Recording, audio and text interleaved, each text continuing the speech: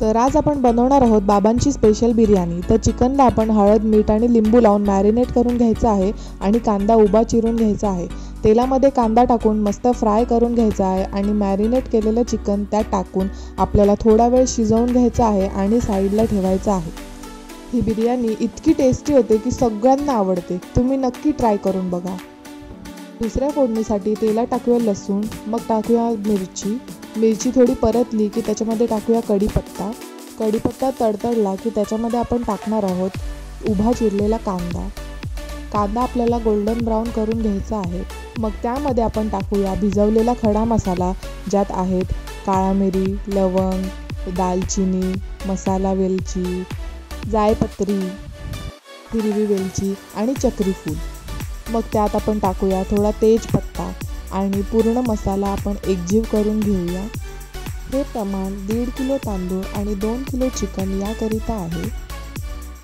आता पेस्टसाठी घेऊया लसूण, आलं, कोथिंबीर आणि पुदिना।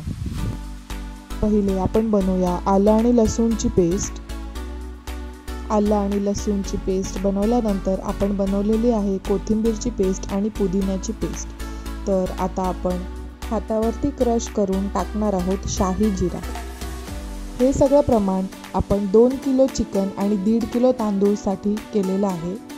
तर आपण यात घालूया आता हिंग टाकल्यानंतर थोडं परतून घ्यायचं आहे। मग त्याच्यामध्ये आपण टाकणार आहोत 3 चिरलेले टोमॅटो। आता आपण सर्व केलेला पेस्ट टाकणार आहोत, कोथिंबीरची पेस्ट, पुदिन्याची पेस्ट आणि आलं लसूणची पेस्ट चांगली खरपूस होईपर्यंत आपल्याला तेलात परतून घ्यायची आहे।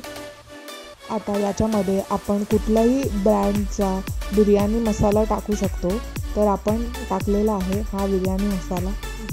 साधारणपणे आपले 6 ग्लास तांदूळ झालेले आहेत, तर त्याच्यामध्ये आपण त्याच्या 1.5 पट पाणी टाकणार आहोत, म्हणजे 9 ग्लास पाणी आपल्याला साईडला उकळायला ठेवायचं आहे। तांदूळ स्वच्छ धुवून घ्यायचे आहेत आणि अशा प्रकारे आपण 9 ग्लास पाणी साईडला उकळवत ठेवलेलं आहे। मस्त तेल सुटेपर्यंत आपल्याला मसाला चांगला परतून घ्यायचा आहे। मग त्याच्यामध्ये आपण टाकणार आहोत आपले तांदूळ चांगले मिक्स करून घ्यायचे आहे। मग आता यात आपण टाकणार आहोत पहिले शिजवून घेतलेले चिकन।